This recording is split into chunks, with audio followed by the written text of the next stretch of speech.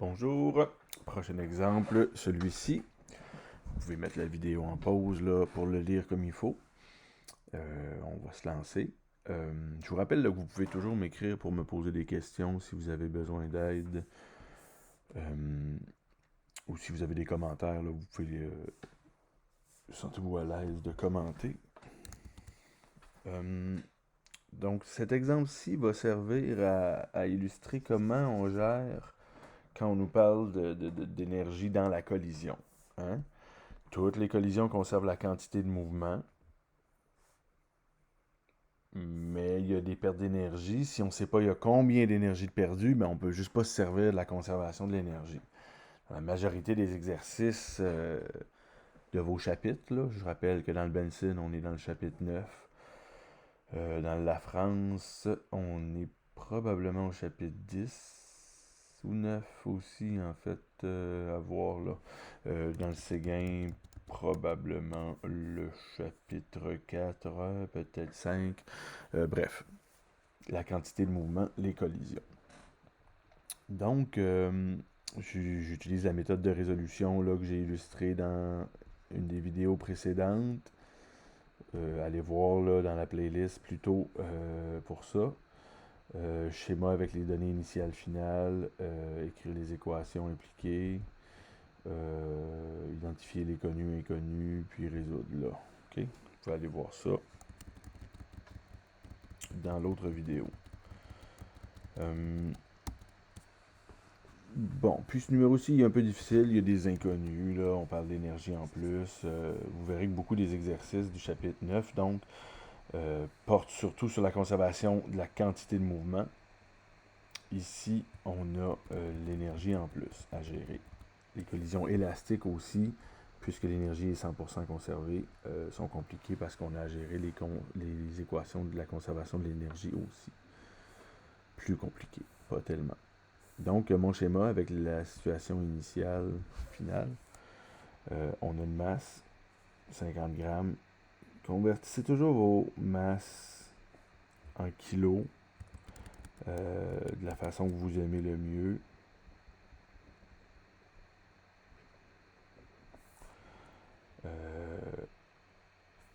Ça sera pour le mieux. La vitesse initiale de cet objet-là, 10 mètres secondes.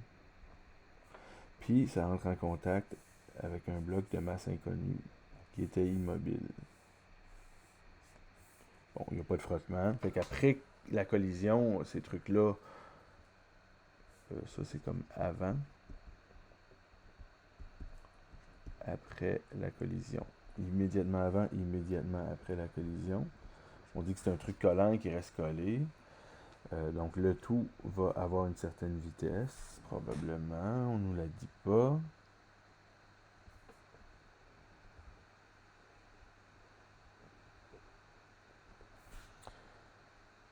Puis lors de la collision, la quantité de mouvement est conservée.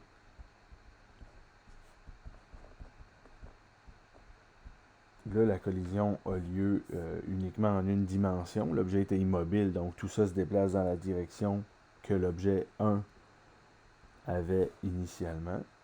Donc on va travailler en composante X.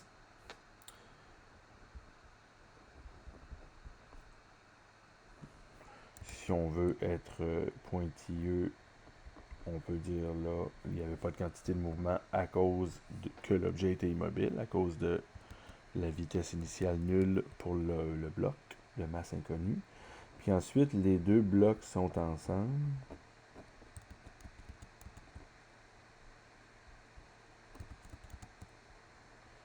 Et ont une vitesse commune.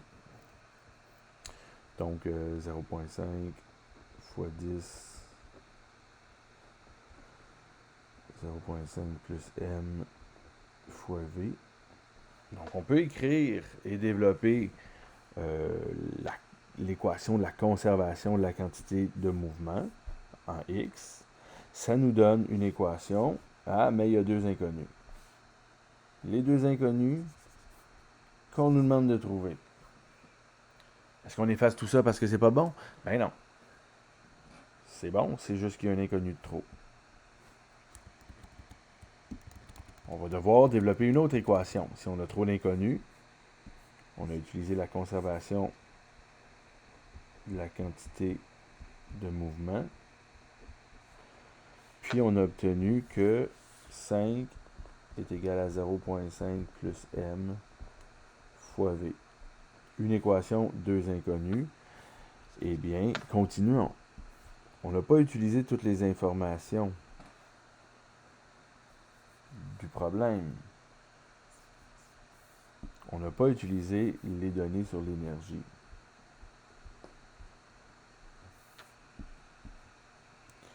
L'idée qu'ils perdent 25% de l'énergie, il en reste à la fin, donc 75% de ce qu'il y avait au début. OK.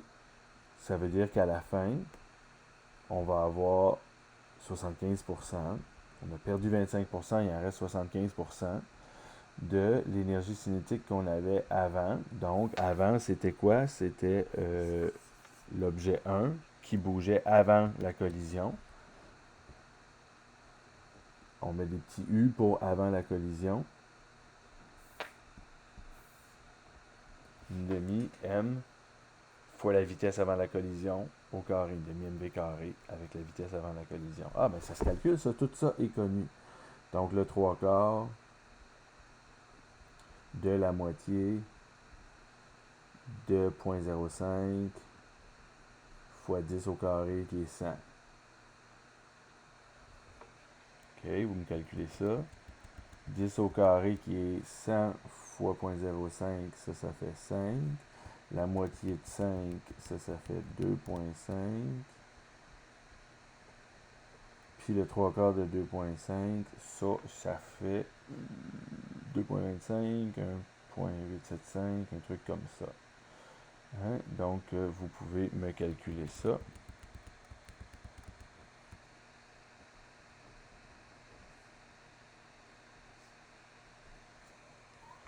Comme vous voulez. Ensuite, on continuera. On a obtenu 1,875 joules comme énergie finale. OK, donc on a utilisé l'information fournie ici. On a utilisé ces informations-là pour la conservation de la quantité de mouvement, pour l'énergie. Donc, on devrait avoir tout utilisé l'information disponible. On devrait pouvoir aboutir. Qu'est-ce qu'on n'a pas utilisé? Ben, c'est juste le fait que l'énergie cinétique finale, on a une formule pour ça. C'est une demi m plus 0,5, 0,5 plus m. La masse totale, les deux ensemble, là, leur énergie cinétique, c'est nécessairement une demi mv carré avec leur masse à eux.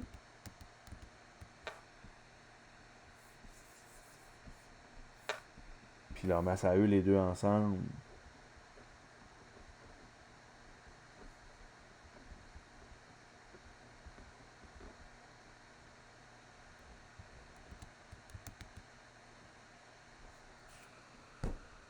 OK, ben là, on a une autre équation avec les deux mêmes inconnus.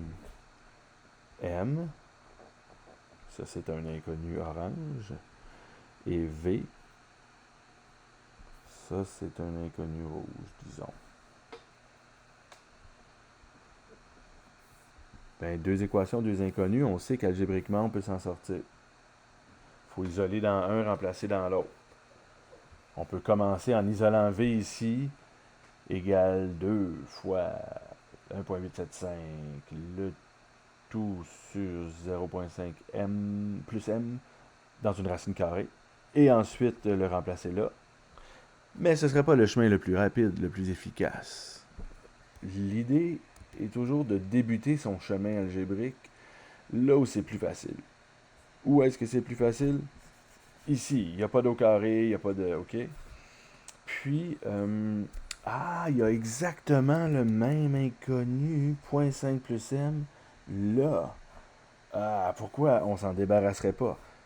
Ça, c'est l'affaire la plus compliquée des deux équations, parce que c'est une parenthèse.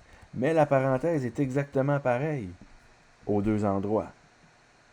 Donc, on s'en débarrasse en disant que 0,5 plus m, Ça, si je l'isole, ça fait 5 sur V.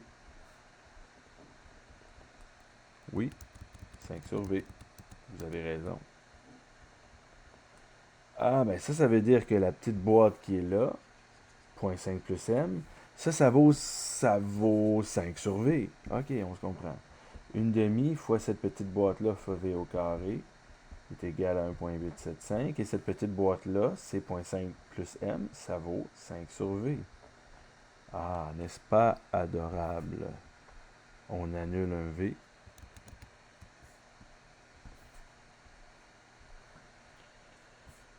Et on a quoi? On a la moitié de 5, 2,5 V, qui égale 1,875. Donc V égale 1,875 sur 2,5.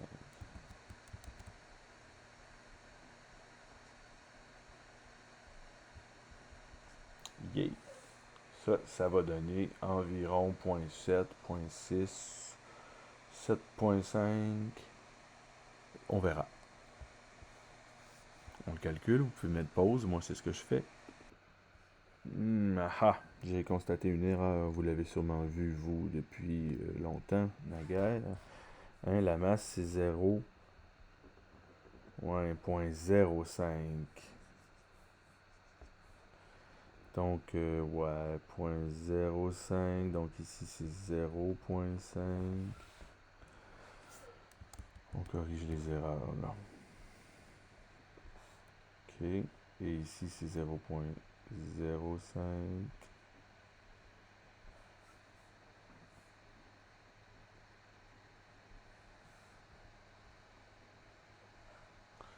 Et ça égale 0,5 sur V. Donc ici c'est 0,25. Et on obtient 7,5.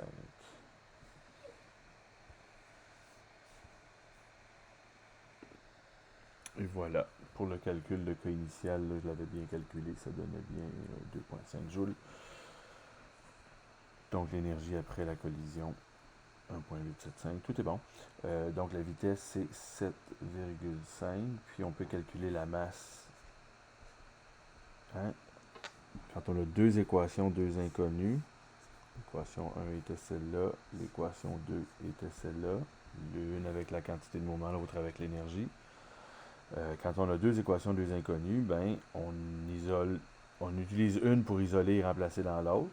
Puis une fois qu'on a trouvé le premier inconnu, ici la vitesse, ben on peut remplacer la vitesse dans notre première équation, 0,05 plus la masse égale 0,5 sur V. 0,5 qui était ici le V initial sur V. Donc, on isole la masse. On va avoir que M égale 0,5 sur V, qui vaut 7,5, moins 0,05. Vous pouvez le calculer, ça donne 16 grammes, 0,016 kg.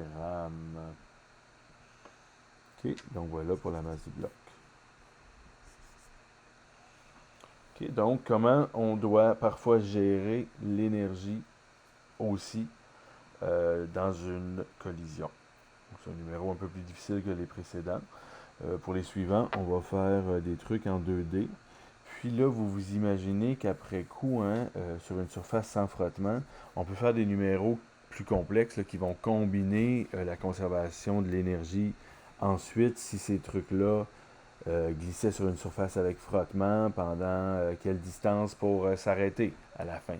Donc, on pourrait combiner des numéros de conservation de l'énergie des chapitres précédents avec une collision comme une étape supplémentaire dans un processus, dans une série d'étapes.